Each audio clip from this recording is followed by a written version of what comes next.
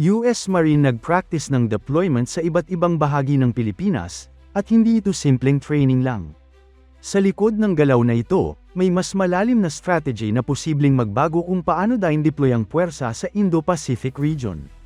Habang papalapit ang Balikatan 2026, mas nagiging malinaw na hindi na lang ito basta military exercise, isa na itong test kung gaano ka-abilis, ka-flexible, at ka-resilient ang joint forces ng Pilipinas at Estados Unidos sa harap ng posibleng krisis.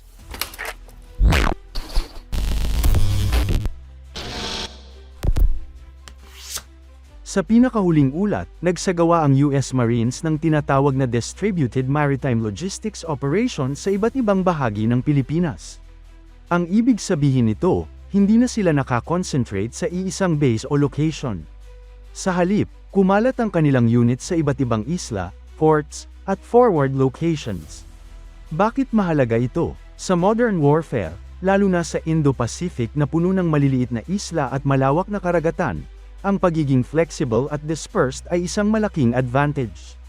Kapag nakakonsentrate kasi ang puwersa sa isang lugar, mas madali itong targetin. Pero kung hiwa-hiwalay at kalat ang deployment, mas mahirap silang ma-detect at ma-neutralize. Ano ang Distributed Maritime Logistics? Sa simpleng paliwanag, ito ay paraan ng pagsupply at pagsuporta sa military forces kahit magkakahiwalay sila ng lokasyon. Halimbawa, may isang unit sa Northern Luzon, may isa sa Visayas, may isa sa Palawan area.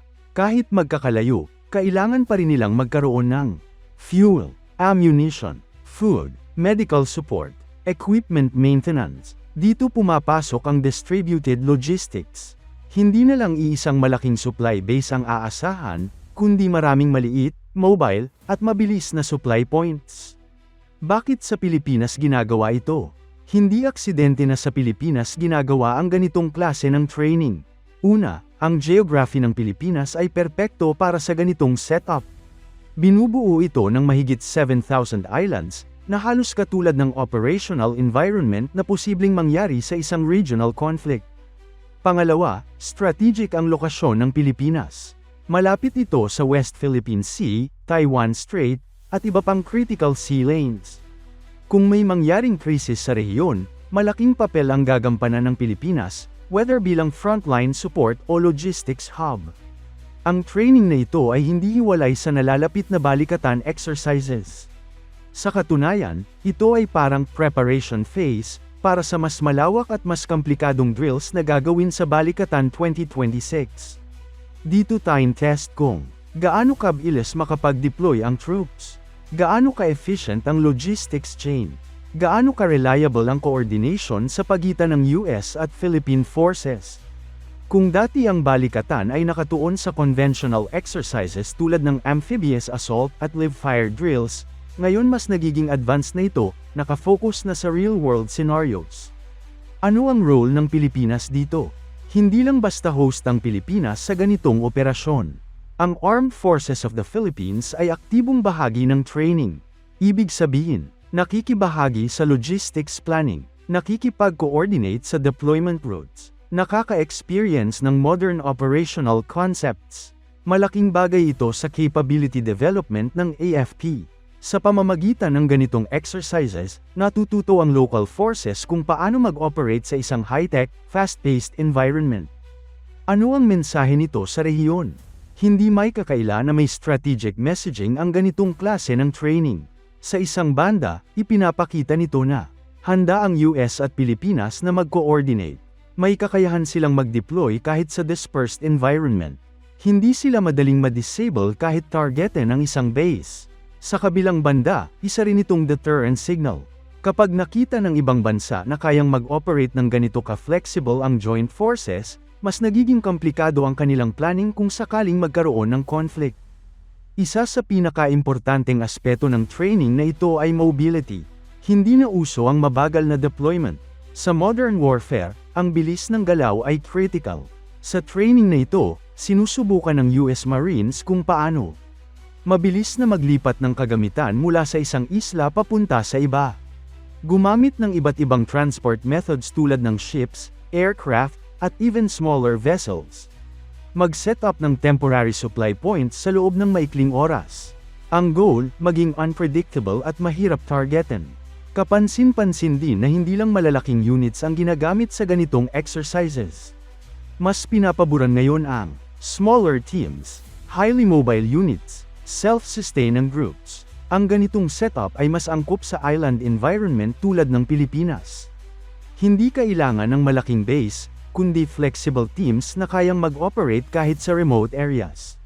Bagamat hindi direktang sinasabi, malinaw na may koneksyon ito sa sitwasyon sa West Philippine Sea. Sa isang senaryo kung saan may tension sa maritime areas, mahalaga na may kakayahang mag-deploy sa iba't ibang islands. May logistics support kahit hiwa-hiwalay ang units. Hindi agad napuputol ang supply chain. Ang distributed maritime logistics ay eksaktong sagot sa ganitong challenge. Malaki rin ang papel ng Enhanced Defense Cooperation Agreement o EDCA sa ganitong setup.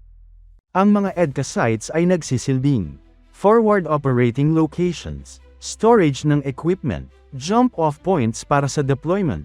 Sa distributed logistics concept, mas nagiging mahalaga ang pagkakaroon ng multiple access points sa buong bansa. Ano ang benepisyo sa Pilipinas? Hindi lang ito para sa US. May direct benefits din ang Pilipinas. Training sa modern military logistics, exposure sa advanced operational concepts, improvement sa interoperability sa allied forces. Bukod pa dito, nagkakaroon din ng infrastructure development sa ilang locations na ginagamit sa exercises. May mga concerns ba? Siyempre, may mga nagtataas din ng concerns. Ilan sa mga ito, posibleng maging target ang Pilipinas sa regional tensions, issue ng sovereignty, environmental impact sa mga training areas. Pero sa kabilang banda, sinasabi rin ng iba na mahalaga ang ganitong cooperation para sa national defense at deterrence. Ano ang dapat abangan? Habang papalapit ang Balikatan 2026, mas marami pang ganitong activities ang inaasahang mangyayari.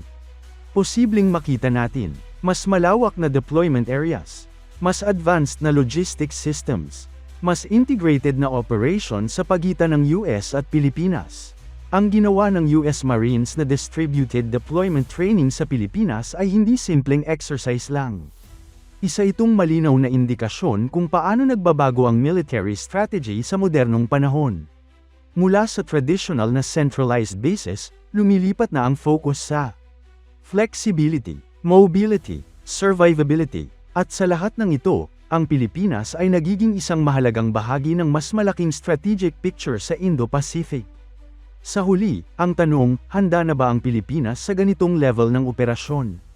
At paano nito mababalance ang national interest, security, at regional dynamics? Abangan natin ang susunod na developments, lalo na sa Balikatan 2026.